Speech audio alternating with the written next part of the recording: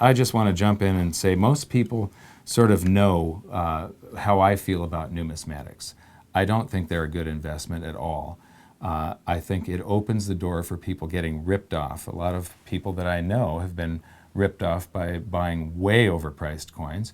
The price of gold goes up 2, 3, 4 times, and this is something that has happened to people that are friends of mine. They went out and they bought some bullion from me, but then they went out and they bought a bunch of numismatics elsewhere because somebody used the con of that these coins are non-confiscatable, which is a bunch of crap, basically. Don't believe it.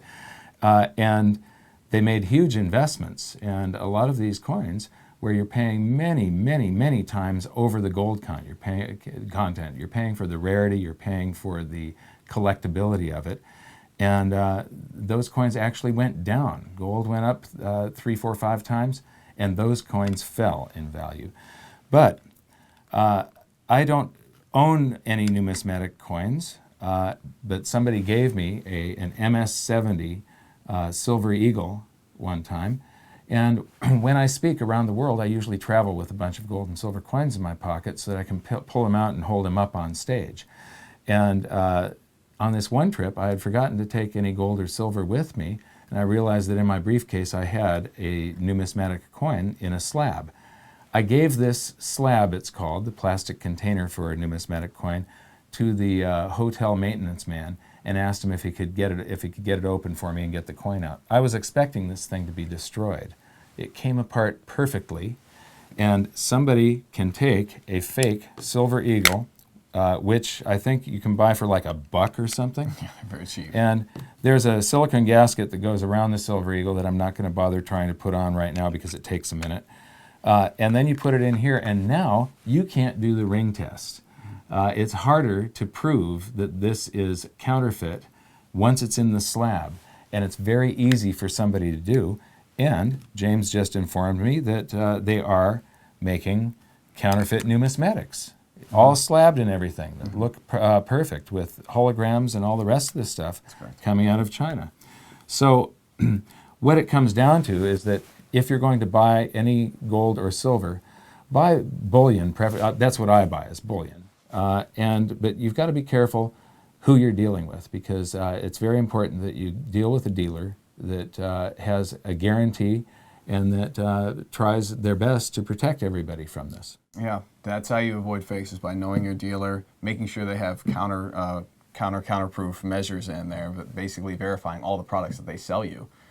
Whether it's first-hand product right from the mints or secondary product, they definitely have to have measurements in place to prove whether or not these are real or these products are counterfeit. Okay. And as well, the guarantee is important too. If they're not willing to guarantee the product they're selling, then that's a flag as well. And I guess the other thing is just to be aware of, if you're buying from eBay or Craigslist or from a local coin shop around the corner, high chance is that there's no guarantee there, or they don't have these counterproof measurements in place. So be very wary of that. Okay.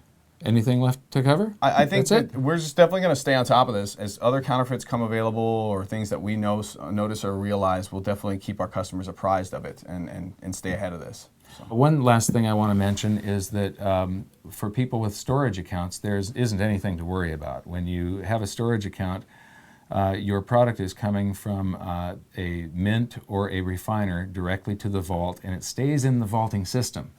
It's only when something gets out into the public that it becomes suspect, when it's coming back into the vault. Correct. So there's nothing to, and I've got storage accounts, and I love it that way. So yeah, anything staying within the chain of integrity, that's totally fine. It came right from the mint or the refiner. That's like Mike said, it's in the chain of integrity, it's verified. When it comes from the public to us, we do our proprietary assay measurements to make sure that it's valid and it's authentic. So everything's in place to make sure that we're all secure. So we've either got brand new product or a product that has been assayed that came in and joined the brand new product for inventory. I think our industry needs to understand that this is a legitimate threat and put in place secure measures. Yeah, and we're actually giving a gold-silver guarantee of authenticity, that everything that we sell is what it's represented to be, or your money back. Okay, so we're going to keep everybody up to date on this and let you know if there's any further developments. I want to thank you, and thank you, James. Yeah, thanks, Mike. Okay.